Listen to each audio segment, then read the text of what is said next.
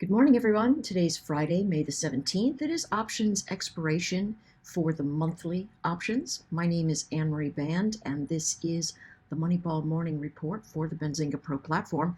We're starting with the ES today. Notice this is falling right in line with my supposition about price action in the near term. I am of the mind that we should at least chop around in here and potentially move back into the range. Now we can see there's a great big range right up here. Right, let me see if it'll allow me to, no, it won't allow me to duplicate. All right, but there's a great big range here from 53.25-ish all the way down to 49.94-ish. The halfway mark is 51.84, and that's sort of where I feel we should hold.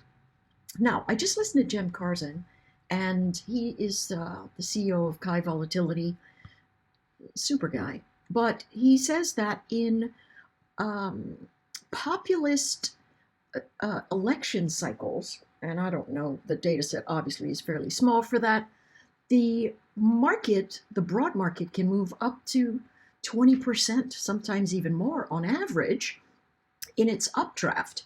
And so, you know, we could drift a bit higher, but at the end of the day, it's all about monetary spending and that sort of thing. Suffice to say, what we are seeing now is, did I break higher? Yes. Could I hold higher? No.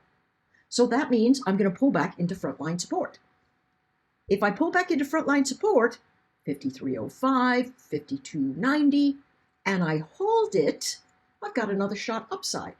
Otherwise, I am going to fade into my formation, come down into the midline, chop around a little bit, and potentially head lower. What is the frame of reference? Hey, they're buying the dips. See the slope of this motion? They're buying the dips. So when you come into the day and you say, ooh, what do I do? Go on the side of trend. The trend says buy the dip. Wait for your price. If you think, hey, I want to buy 53.04, then wait for it. Don't jump in at 53.22 and go, it's all right. If it fades, I'll just add to the position a cost average in. That opens you up to too much risk. Even if you're trading a micro, that's not the right thing to do. Sorry about the Chewbacca voice. You know, I get the allergies and they just kill me this time of year. All right, let's take a look at the NQ. Actually, hang on a second. Let me give you some levels here in the ES. I want to try to rush through everything. So here we are. Upside pressure event. We get above that 53.45-ish, and 53.55 to 53.70 become the next lines in the sand. We break the low of the prior day, which is suspect at this time. That's 53.14. We head back to 53.05 to 52.92 potentially. So wait for your support edges. I see another choppy day ahead. Even though it is options expiry, we could have a little bit of afternoon volatility for sure, but this is what we're staring down. Let's take a look at the NQ. Did we break higher? Yes. Could we close higher? No. So what are we thinking? Well, either we get up above this 18,715, and then potentially we get to 18,760, and then 18,870, and then 19,000. If we break the overnight low at about 630, 18,630, we head back to prior congestion, 18,520, potentially, pullbacks for buy zones. So we could see, just like what happened yesterday afternoon, the punch up off of support, but a lower high beginning to tick through that space. And so, you know, my thought is the bounces are sell zones with a very tight stop. That is my thought. If I'm wrong, I pull back, look to a very tight time frame, and then turn around. We've got NVIDIA reporting next week, so maybe people are going to position for that. I don't know. Let's take a look at the YM. The YM, big breach of 40,000 in particularly in the cash market, could not hold. and closed below it. Now, for the futures market, we closed at, well, this higher zone, say 14,000, 40,034. Could we close above it yesterday? No. So same thing, failure at the top of the range. I still suspect that this is a sell zone at the bounce. And so I'm going to be looking for bounces that sell or pullbacks that take me to frontline support. Now, notice this. I've got a ton of heavy congestion sitting right here, but the halfway mark for my range didn't even get hit, right? Just cut through it like butter. So we have to sort of ignore that and look to where heavy congestion is.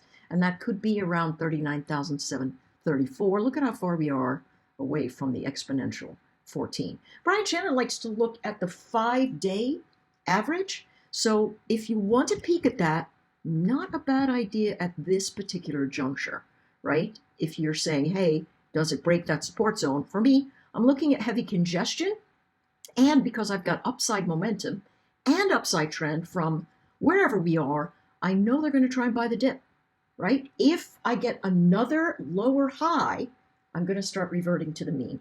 And that's all the way down here at 39,447. Who knows what the day brings? All I know is I have to manage risk.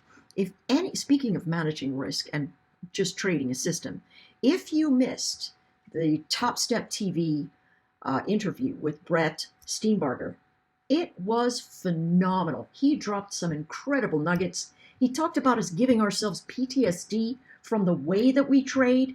He talked about impulse control, creating habits, learning how to build a balanced life around the trading, because it is something that leads us to become very involved and potentially obsessed with. It was just incredible. Go check it out. It occurred at noon Eastern on the Top Step TV live feed, so you can fast forward to that area. It was just amazing. Can't even say enough about it. So incredible. All right, let's take a look at this. What's it doing? Reverting to the mean, just as I suspected. Notice, I am in mean reversion.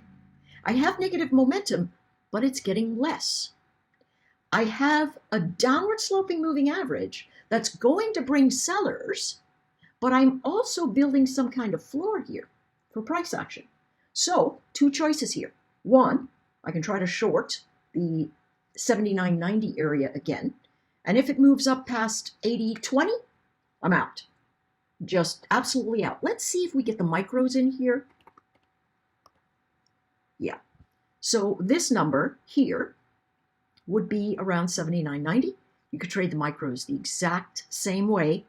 Get yourself out of a little bit of a pickle if it happens to run against you, and you can get, all the way to 60.40 as your potential stop, or you could wait and short it at this 80.78, 80.80 level. That's also something that you can do. Let's take a look at SPY. Doing the same thing. Take a look at this though. Broke higher, held higher after the breakaway, but could it hold the new breakaway line? Absolutely not. Absolutely not. In after hours, it's got a little bit of downside action right here. What's the storyboard? Well, I have to get up over 530, and if I can't, I'm headed down into support. Where is that support? It could be this ledge, 525. It could be heavy congestion down here at 521.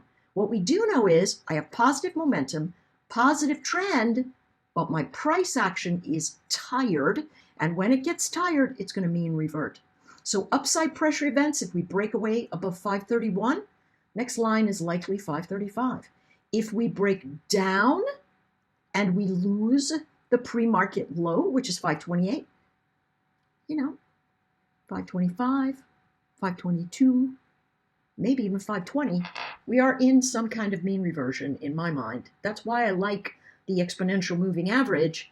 It does a good job of telling me, hang on now, if you get over there, you've got some bullish action. All right, it doesn't even matter what the volume is doing. Algorithms just completely grind us up through this space. So that's what we're looking at from that top edge. I don't really see us getting past 535 at all. For the Qs, same sort of formation, bounces up, breaks completely out of the range, but can it hold higher for a second day? No, it cannot.